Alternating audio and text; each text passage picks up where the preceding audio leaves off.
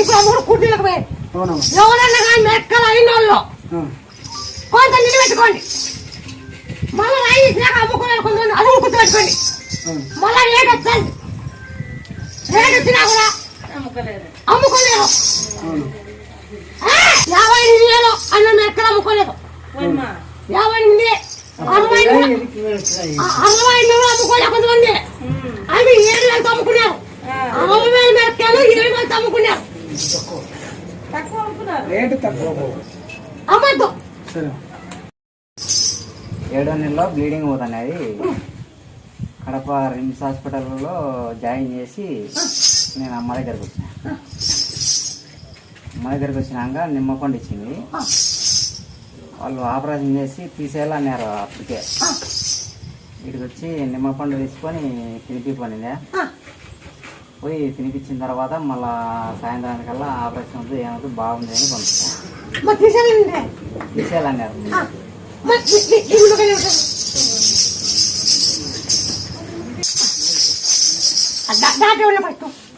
తీసేయాలా bleeding ఎక్కువ అవుతుంది అని చెప్పి 7వ నెలలోనే తీసేయాలన్నారు. అమ్మ నిమ్మపండు ఇచ్చింది, సగం ఒకటే తినిపించింది. బాగుందిలే అని చెప్పి ఇంటికి పంపించాను. తీసేయాలన్నారు. అమ్మవారు పోయి కడుపులో చేరుకొని అంతా సర్ది చేసింది. కనపరారు అమ్మవారు ఎవరికి ఏముంటది దాంట్లో నువ్వు పోయింటావు. నిమ్మకాయ పోయింది కదా, నీ పేరు పడకూడదని నువ్వు పోయింటావు.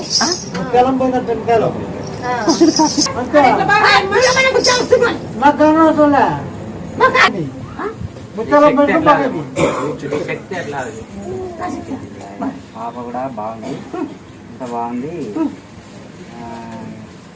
అరటికొండ పెట్టాలనుకుంటానా, అదే అమ్మ దగ్గర వచ్చి ముక్కను పెట్టు. ఇక్కడ ఇస్తాను ఈ పంట నీ ఆసక్తి మన పంట చూసి ఆసక్తి కూడా ఉంటుంది. నేను ఆసక్తి కదా కొత్త మన పంట చదువుకుంటా నాకు మళ్ళా అట్టి చెట్టు ఉన్నాయా? నీ ఆసక్తి కట్టు, నీ ఆసక్తి కడతావా, తక్క చెట్టు కడతావు, కొమ్మ చెట్టు కడతావు. ఈ నచ్చిందో మన పంట చూడ ఈ కాయ ఉండాలి. నాకు చిన్న చెట్లు కూడా బాగానే ఉన్నాయా?